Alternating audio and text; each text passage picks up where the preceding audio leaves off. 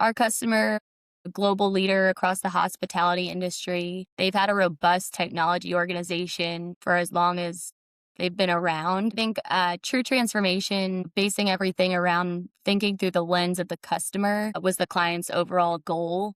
So being able to operate where they aren't assuming what the customer wants, but actually using customer data in order to truly understand, get a full 360 view of who their customer is, and then being able to deliver a personalized experience to each customer was the overall end goal. In terms of when I think of like what digital transformation is, I feel like it's integrating the technology, whether it's existing technology or taking 10 different systems and bringing them into one. So just integrating different pieces of technology, centralizing things, but also just questioning, are we doing something because it's just the way we've always done it?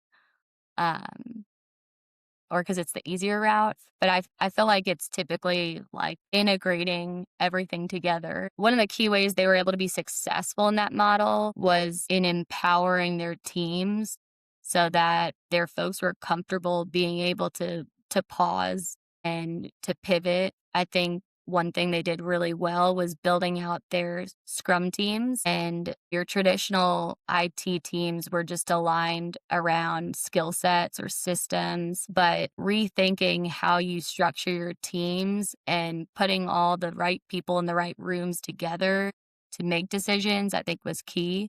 So the way that they built out their scrum teams were aligned around specific products, and they had folks across all different skill sets. So you had your project manager, your product owner, your UI folks, your UX designers, your developers, your software engineers, your architects, as well as your platform engineers, all a part of one scrum team, but all aligned around the same product. And I think that that was a key component to their success, because rather than having everyone siloed, you have everyone meeting several times on a daily basis to track progress and to also manage backlog, talk through any impediments, and be able to make decisions quickly before they got too far down the road in developing something that nobody's going to use. So I think those scrum teams were critical in their success in moving quickly and also being able to pivot